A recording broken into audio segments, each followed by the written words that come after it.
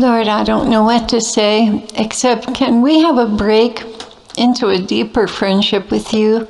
Nevertheless, not my puny will, but your perfect will. The Lord chuckled and said, I really like that. Puny will versus perfect will. Keep that in mind. It will come in handy. Right now, my love, your body is not responding well, but your spirit is all for me. Getting all three in agreement is not always an easy job. Those of you who are feeling spent physically, understand that I do not hold that against you. It is out of your control. There are many hindering forces at work on the earth right now. Yes, there are coronal mass ejections coming from the sun, hitting the earth with unusually strong force, and that does contribute to deep fatigue and disorientation, especially in the elderly and chronically ill, such as you and Ezekiel. Keep your protein levels up, stay very hydrated, and get good sleep. This Rhema came up after he said that. I noticed that a Rhema had come up, and I looked at it. It said, break through old habits. Resist the clamor of pressing duties that have always had their way. Make every other call subordinate to this one, whether others approve or not. So I asked the Lord, is this about prayer or music? And he didn't answer me now that I look back on it, but I know it has to do with not allowing, the old habit is allowing things to pull me off track. And the clamor of pressing duties is one of the tools that the enemy uses. And he wants me to field those and just not pay attention to them. So he said, you were in no shape, and then I lost him. Totally lost him. But I'm assuming he was saying something like, you're in no shape to really be working on music right now. He continued, my dear family, try in this moment to make the very best of your circumstances and hindrances. Be patient with yourself and with others. Do not allow yourselves to be discouraged. This will pass, and you will grow accustomed to it through my grace. Please spend quality time in dwelling prayer and music so that I can build you up. And that's true. Whenever we feel depleted, we really need to get into dwelling prayer, what some people call soaking prayer, where we play music and we allow the Lord to do whatever he wants to do. He continued, well, before I continue, I'll just say that, and that really does work. When you get into worship and dwelling prayer, it really does build you up in ways that you can't really judge, because it has to do with sound and you're experiencing what you're feeling from him. But it does help, it really does. So he continued, not all are called into warfare right now. For some, backup prayer is as much as they can do. Each of you has your own job to do.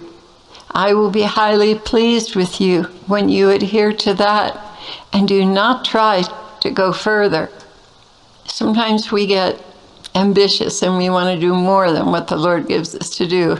And that can really end in failure. And what he's saying here is, do what you know is yours to do, and I'll be very happy. I anticipated the opposition created by circumstances out of your control. For these times, I will even spend dancing with you and cementing our relationship together. Do not be discouraged by lack of work completed. I am more concerned with your heart being riveted on me. And when he said that, I was thinking, we work so hard to pray a whole rosary, but if there's no intention there, if there's no connection, it's not anywhere near as powerful as it would be if our heart was really into it. Dear ones, all you do must flow out from fiery love poured out for me. You may not always feel the fire, but I do allow for these lackluster feelings. There are seasons of passion and seasons of rest, seasons of learning and seasons of doing. But there is no season of intimate friendship between us that is shut down. The possibility of intimate friendship between us is always open. I am always wanting to draw you closer into my heart. So go with that when it seems like nothing else is working. Use your Rhema books to determine what I'm wanting you to focus on when you seem lost or in the doldrums. Offer even those feelings to me for the conversion of the lukewarm and sinners. Remember, the more difficult the sacrifice, the greater the effect of your prayers. And I get lazy sometimes and I stick with one Rhema book, but that's not a good idea. And the Lord is kind of showing me that it's a laziness thing. It's better to have a good 4 to 5 Rhema books that you rotate between, because each one has a different approach.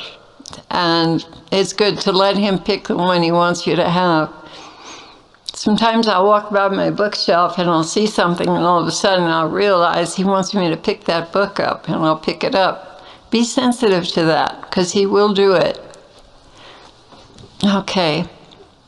I offered my life to redeem you from the folly of this world. I considered that no sacrifice was too great to have you in heaven with me forever. And that is why I offered it all. And now here we are. You are redeemed and praying for those still in the valley of decision. Above all things, I want you to remember how very dear you are to me, and that I am always ready to hold you and comfort those wounds your lack of understanding has created on your soul. I long to love you. Come to me prayerfully, expecting my presence to touch you in such a way that you are inebriated in me. In other words, soused or drunk, drunk in the Spirit. And for this you were born. And in heaven, my note on that is that it is very inebriating in heaven. When I've been there. But I mean, when we're all done down here and we go to heaven, it's going to be, inebriation is going to be the mood of the day all the time, because there's going to be so much joy and no evil to counteract it. Above all things, I want you to remember how very dear you are to me, and that I'm always ready to hold you and comfort those wounds your lack of understanding has created on your soul. I long to love you. Come to me prayerfully, expecting my presence to touch you in such a way that you are inebriated in me. Do not look to great works. Rather, look to little works done in tenderness and love. Follow after that motive, and you will have nothing but a good report from me. I am so easy to please, my bride.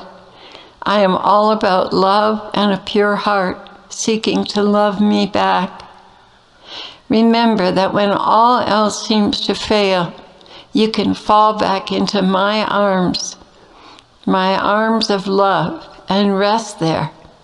In that place, I will receive you and wash away all the clouds of doubt and fear, bringing you to the healing waters of my heart, where together we shall drink deeply. When the world just seems like too much, fall back into my arms and allow me to heal, rest, and prepare you, because after all, we are doing this together. I bless you now with the sure knowledge of my unfailing love and support for all the troubles of your life. In this world you will have troubles, but be encouraged. I have overcome them all, and you and I shall have the triumph together. That was the end of his message.